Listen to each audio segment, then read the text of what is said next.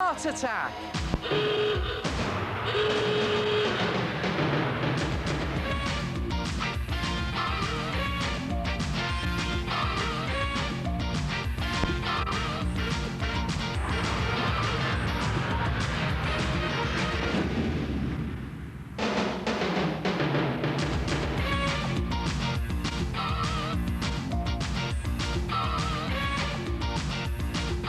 Where is it? Oh, hello there. Good to see you again. Excuse me. There it is. Got it. I've just squashed, well, it's a sort of squash thingy, really, isn't it? The trouble is, they get absolutely everywhere. I think I got one in here earlier. Let's see. Ooh, yeah, another squashed thingy. In fact, I've been squashing thingies all day. Look at that. Not a pretty sight. Come and have a look at this. Now, to make a squashed thingy, just take a piece of drawing paper and on it draw a splat shape. It's a sort of blobby, wobbly flower shape, really. Just do it all splatted out like that. And then on it, draw some splattered facial features. Now, make it look as if it's been really trodden on. So do those facial features all over the place. They don't have to look like real features, because after all, this is just a squashed, well, thingy. Look at that really gruesome tongue hanging out and everything there. That's it. That's really splattered out. And then you can add in other things like little arms. Again, splayed out like that. And little legs. And you can put other bits and pieces on if you want to. A little leg out there. I think one out there as well. And now it really does look very squashed. And then colour it in.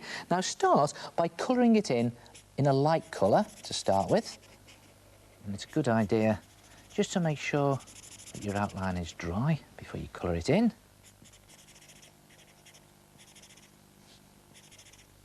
I'm all right because everything dries really quickly in my studio lights. It's so hot. And then when you've coloured all of those splats in the light colour, just take a darker colour and just go round the outside edge of all of those splats, just to make it look slightly 3D. And you make those splats look really splodgy. And what this is doing really is just putting a shadow around the edge and making it look 3D.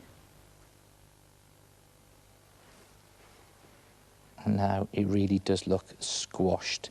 And then if you colour in the arms, legs, and all the other little bits and pieces that you draw, cut it out, you will have something that looks like that.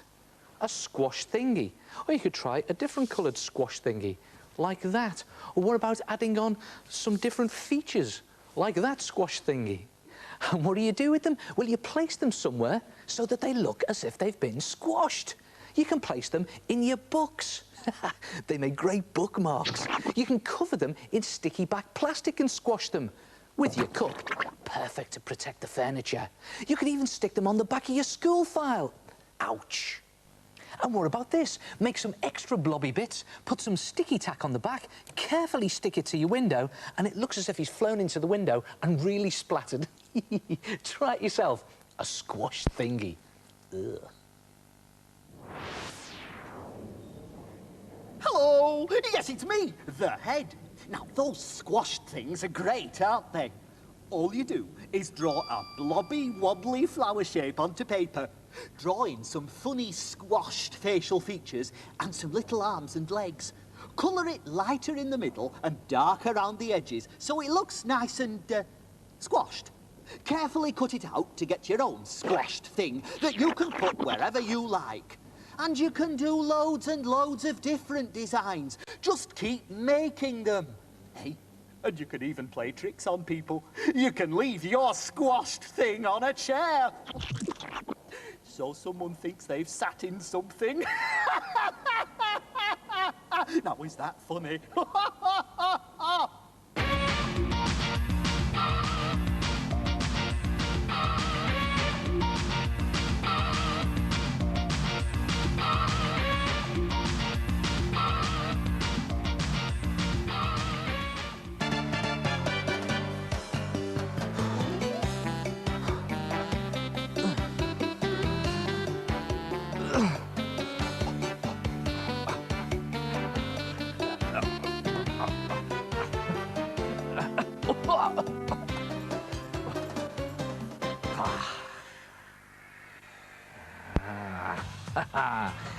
Yep.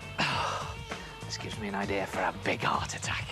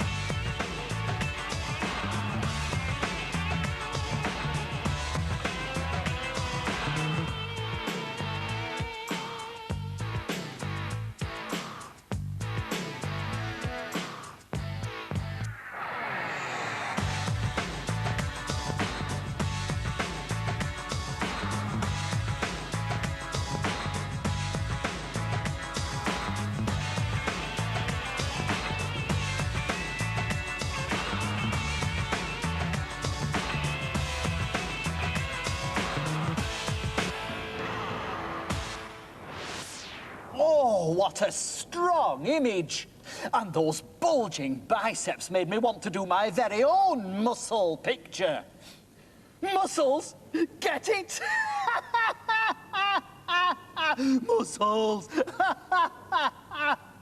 Try lifting that lot.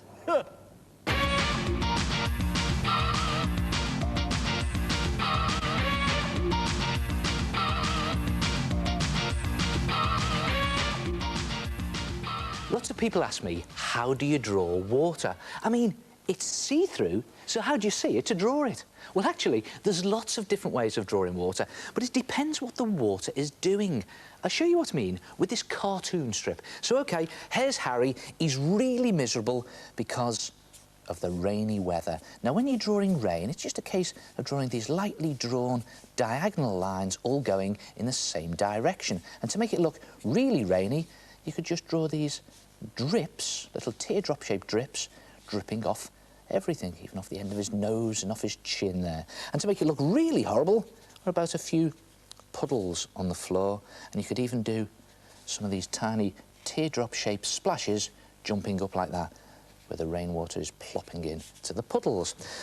So Harry was so fed up, he decided to treat himself to a holiday in the sun. Off he went to a beautiful Caribbean island where the water was still and calm. Now, if you want to draw still, calm water, don't do waves, just draw lightly drawn squiggle reflections of things in the water, like this boat there, squiggle reflection, and even this tree by the water's edge, little squiggle reflection there. And look at that, the water's really calm. Some days there was a warm sea breeze, and the water started to get a bit choppy and wavy. So if you are going to draw waves in water, here's a good tip. Draw the waves quite big in the foreground, like this, and then draw them getting smaller the further away they get. See the way I'm just drawing these slightly smaller now as they get into the distance, and just make them closer together. See the way I'm just closing the gap between them, so that eventually, when they get right into the distance, you can hardly see that they're waves at all. They just look like dots. And you get this great feeling of distance into your picture. Some days, Harry would go snorkeling underwater. Now, here's a good trick to make things look as if they're underwater. Just draw little bubbles rising up towards the surface from whatever it is that's underwater. And look at that. It really does look as if they're underwater. Very simple trick, that. Well, most days Harry would spend by the pool, just diving in to cool himself off. And if you want to draw things plopping into water, just draw these teardrop-shaped splashes jumping up, and then a couple of curved ripples rippling out from where he entered the water. Of course, if you want to draw heavier things going into the water, then just draw the splashes fanning out, a bit like fingers. See that? Do a couple of them there, because she's quite heavy, and lots more ripples. There, like that. And don't forget, ripple around him there as well. Now, some days, Harry would have the pool all to himself and he'd just relax in the still, calm water. And you can even draw ripples around things to make them look as if they're standing in that still, calm water. Even this ladder, watch this, a couple of ripples, and it looks like they're actually in the water, not resting on it. And if it's still and calm, don't forget the squiggle reflection. Well, it was soon time for Harry to go home from his holiday, and all his holiday friends were really upset to see him go. So if you want to do someone crying or shedding a tear, just draw this teardrop shape coming from the corner of their eye. Harry, well, he was so upset, he bawled his eyes out. And if you want to draw someone really howling, just draw these little teardrops spraying out like that, and a couple of puddles on the floor like that. And even draw some lightly drawn lines in there to show that they're water. Try it yourself. Put some water into your drawings and cartoons. I never knew drawing water could be so easy. Hey, I've been practicing all those tips. Little tear shapes, wiggly lines, bubbles and ripples. Well, that's me, in a calm puddle, crying my eyes out in the rain, underwater. Effective, isn't it?